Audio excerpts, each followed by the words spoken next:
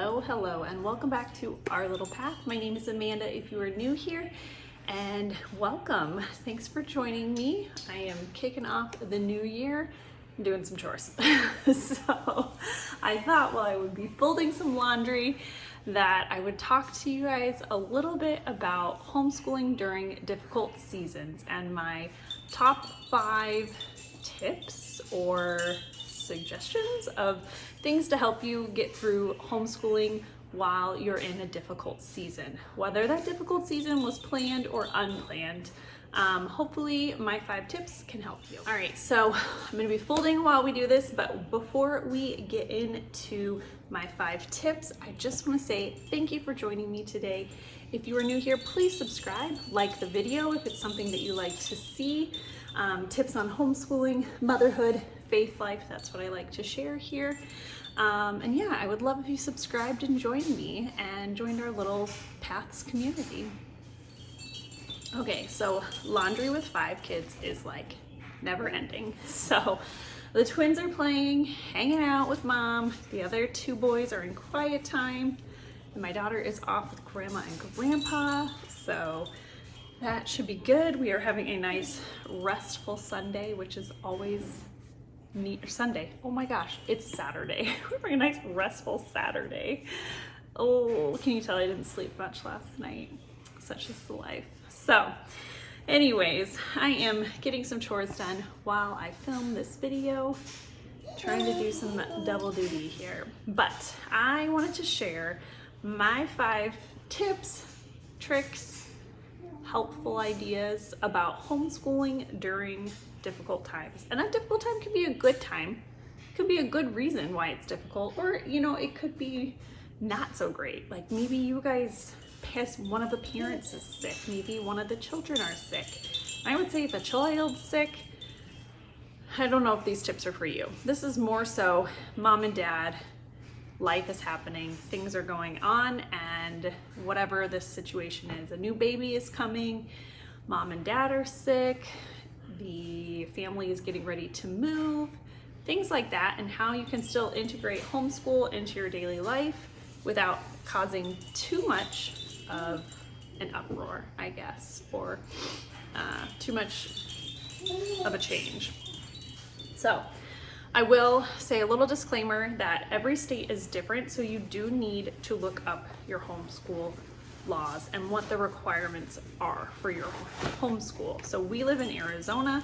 Arizona has a very minimal requirement, praise God. Not that I don't think requirements are necessary, but there is just less involvement in how many hours and things like that. Now I know some states are a little bit more involved and they require you to report hours.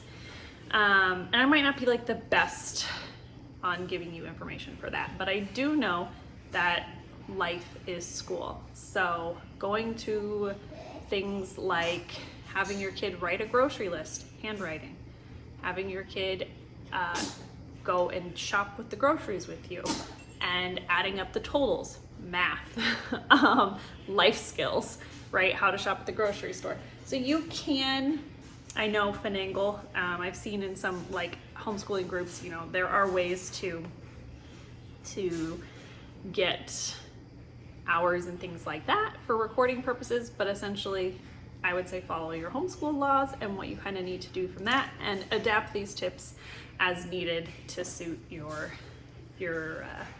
governing bodies for homeschool. But yeah, so for Arizona, we have very minimal requirements. We just have to teach certain subjects every year, and it's like your basics, like reading, writing, math, and that jazz. So not too big of a deal, thankfully. Say for life changes. So for us, we had a pretty big uproar. Obviously, I was pregnant with twins, and we were going to be having twins. So that is a life event that we could plan for. We knew they would be coming. We didn't know if they were going to come early or not, but we kind of planned around the time that they were due, what we would do for school once they came, or if you know, I had to go into the hospital or something like that. early. So there is a little bit of planning involved if you can, like if you know you're moving, things like that. You can kind of plan these tips and tricks around that. But also I feel like these tips and tricks you can definitely use if somebody has maybe a new diagnosis and they're sick and are going to be requiring, you know, more doctor's visits, or you know what, our house just flooded and now we have to do repairs and we're going to be, you know, kind of not, what is it, dislocated? I don't know what the word is. We're going to be in a different place while our house is getting repaired, so we're not going to have all of our supplies and things like that to utilize. So I hope that you can use these tips and those kind of events. So we'll jump into it. My first tip is, if you are able to plan for it, take a break. I know, it seems super simple, but if you can, plan your breaks around when you know something is going to happen. Now, obviously, this is only in probably like a planned thing, or honestly, if something comes up and you hadn't taken a break, you could utilize that break time and then kind of reformulate the rest of your school year from that. So we schooled through the summer and then took our summer break in September. And that's what worked for our family. And it actually was like a lot less stressful for us. So that was really nice to know that we'd already accounted for it. It was tough in the summer though. Like, I did not want to be schooling, the kids were tired, but we pushed through, we persevered because we knew we had a goal at the end where we were going to get that break. So yeah, just take a break if you can plan it. Now, my tip number 2 is, on top of that, not every break, I know a lot of homeschooling families, like, we're always still learning. Even in the summer, for people who send their kids to school, they want their kids still doing something. And then my tip would be to use workbooks. Workbooks are a great tool when you have limited time, maybe as a parent, to work with your kids, but you still want them to keep their skills fresh. So we utilized workbooks even during our summer break. And this kind of helped keep a little bit of a routine with the kids as well, so they weren't going crazy, because we all definitely thrive on a routine in our house. So I had just bought a few, like a reading comprehension book, a math book, and then these word ladders is kind of like a logic thing, but also kind of used it as like their handwriting. And that's all we did for our summer break, is just keep up a little bit of math skills, keep up some reading comprehension skills, and then we went to the library and got books, lots of library books. So definitely utilize workbooks. Even The Good and the Beautiful, we utilize their handwriting book. So this is a printed version of the handwriting that you can buy from Good and the Beautiful, but even just something like that, just something to keep some structure in your day. And give your kids some goals, like, okay, you want to watch TV, or you know, you want to go play and do this stuff, let's get this work done, and then, you know, they can go from there. So my second tip is workbooks. The power of workbooks are definitely needed at certain points during your homeschooling journey.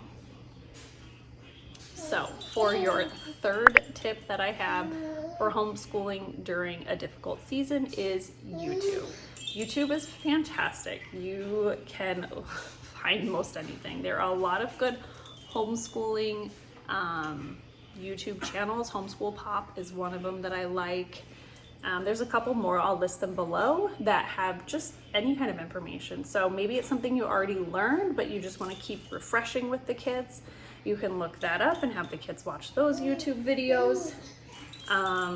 They also have just, you know, if the kids are curious, like sometimes the kids ask about certain animals, we'll go and YouTube an animal and do like a little 5-10 minute video on that animal, and they're learning, right? So even some of like history stuff that'll come up when we're watching a show or we're talking about something going on in an event, and like the history of that, then we will turn to YouTube and utilize that as well. try to make your kids curious. I think curious is a great thing. And we have so many tools and resources with the internet and YouTube and different like documentaries and TV shows and things like that. So try to kind of combine that and spark the kids' curiosity and kind of go from there leading the learning. If it's something that they're asking questions about, kind of dive in deeper with that. So YouTube is a great resource. I will link some of our favorite homeschooling YouTube accounts that are specifically for kind of like education in that sense. And then for my fourth tip, this kind of goes along with YouTube, but documentaries. When there are days that I'm just like super tired, don't have it in me, especially when the babies were freshly new and I didn't necessarily want the kids like watching a mindless TV show. I would put on documentaries. So it was kind of more of like I could watch it while I'm sitting, feeding the babies, things like that. But also it would spark the kids' curiosity. If they watched it, great. If they didn't, not a problem either. But they were there and learning different things. Netflix has a ton of them and Amazon Prime has some. And then if it's not a documentary, some of the like History Channel videos are really cool as well, and just kind of doing like History Channel videos with the kids and learning that way. And my last one is the library, which I kind of already hinted at. We would go to the library and get books. I know not everyone's kid is a reader, and that's totally fine, but getting a book that maybe you can read to the kids is really fun too. Or libraries, a lot of them nowadays have ebook subscriptions, so you can rent ebooks from your library. So we actually utilize that time in like while we're driving in the car. So if you're going to be driving a lot during your time or during lunches, we will listen to ebooks and things like that, because the power of reading, I think, is so important. And whether that's listening to a book or reading the book directly yourself or your kids, you know, you can learn so much from books and also just spark curiosity. And a lot of times that would spark my kids to want to go write something or create their own story or start drawing, and they want to draw what's going on in the story. And then that would lead to drawing classes on YouTube and things like that. So they're all kind of interconnected with these resources that you can use during difficult times in your homeschooling journey.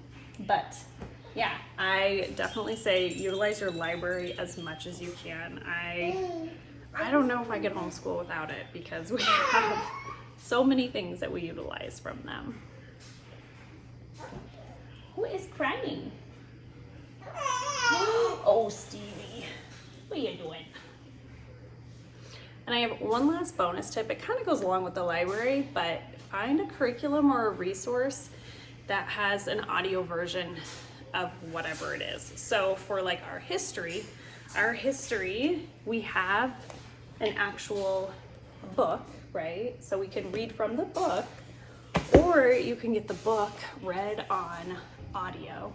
And they have CDs or MP3s from TAN, and like, this is so good. Like, even if you did nothing else and just listen to like history in that time, because it's just short little 15-20 minute chapters.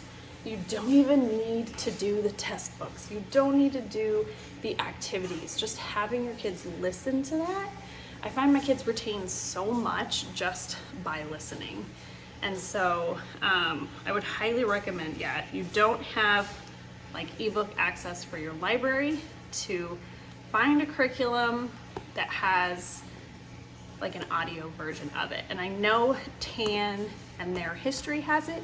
And actually, I believe TAN Science, I believe that they have audio versions for their science as well. So if they do, I will link those below too, because I think that theirs is done really well. It's like a dramatized audio version of their history, and I'm assuming of their science as well. So Those would be great resources. Obviously it would be a cost to purchase, but if you purchase it, then you have it, and you can utilize it for your school. So I definitely would recommend those. So those are my 5 tips plus kind of a bonus, kind of not, during difficult times. I know that sometimes as homeschooling parents, we can get really,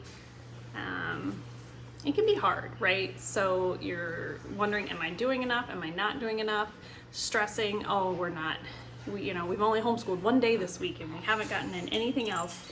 And honestly, like, life is school, and that's something I've really had to learn in the past few years as a homeschooling mom, is that it's not always going to be perfect, but are my kids growing? Are my kids progressing? Are they curious? Are they wanting to learn more?